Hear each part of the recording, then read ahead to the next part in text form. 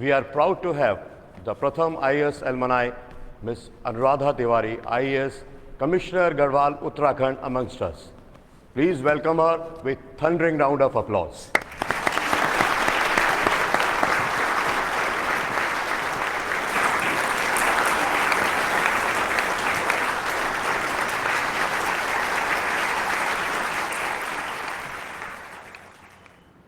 तो as commissioner of Garhwal Uttarakhand ये मेरी रिस्पॉन्सिबिलिटी है कि लॉ एंड ऑर्डर मेंटेन रहे।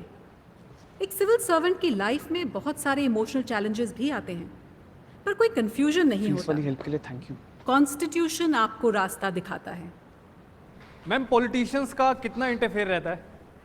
तुम्हारी मम्मी को पता है कि उनको वो अपना अल्जाइमर्स की काम बीमारी करते हैं और आप अपना, पर दोनों का मकसद एक ही होता है।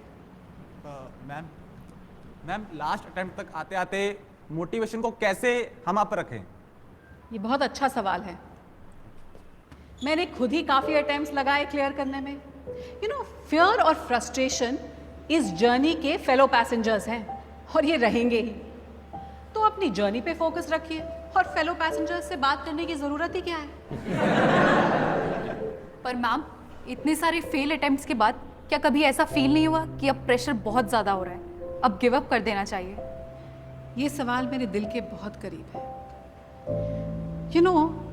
जब आप एक लड़की होते हो, एक ऐसे ऑर्थोडॉक्स फैमिली से जहाँ 22 साल में आपकी शादी कर दी जाती हो, आप इंडिया के एक बहुत ही बैकवर्ड हिस्से से बिलोंग करते हो और आपको इंग्लिश भी नहीं आती हो, और आप घर के बाहर सिर्फ अपनी दीदी की जिद की वजह से पढ़ रहे होते हो, और उस पर आप लगातार फेल पे फेल होते जाते हो,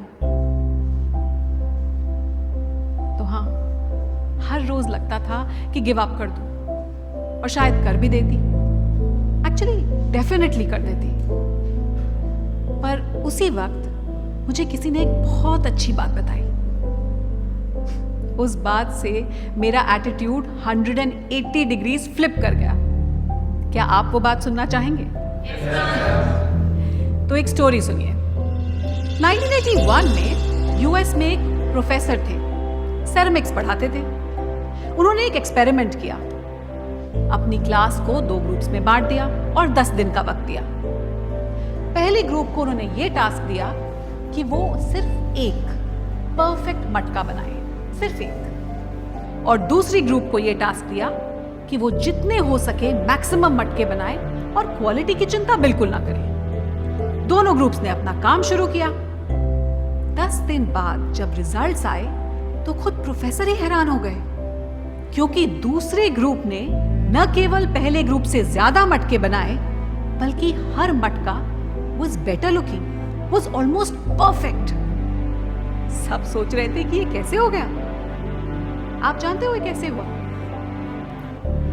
क्योंकि पहला ग्रुप जो है वो सिर्फ इसी बात को लेकर अटका रहा कि एक मटका बनाना है, इसको परफेक्ट कैसे बनाएं। तो उन्होंने सारा टाइम परफेक्शन में ही गुजार दिया, जबकि दूसरे ग्रुप ने एक बार कोशिश की और बहुत बुरे मटके बनाए, पर उन्होंने उसको इम्प्रूव किया और दोबारा कोशिश करके फिर से मटके बनाए।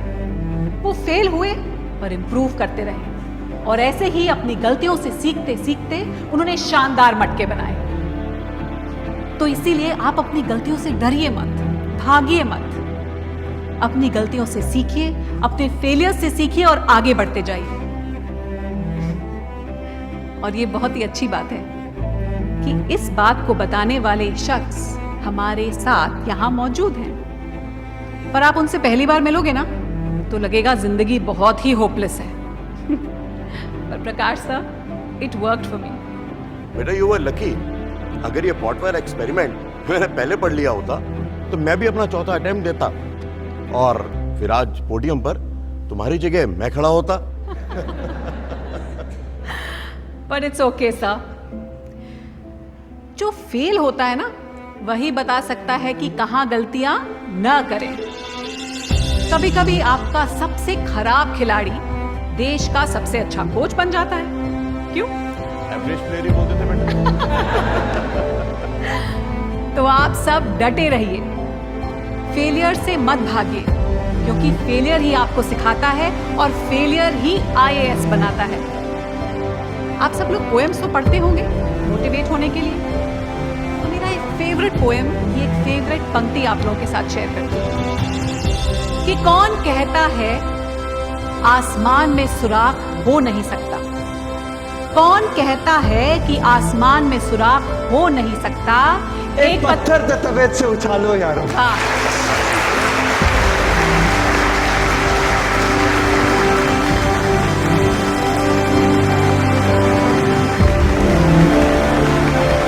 इसी के साथ मैं आपको कहूंगी all the best, don't give up. Thank you.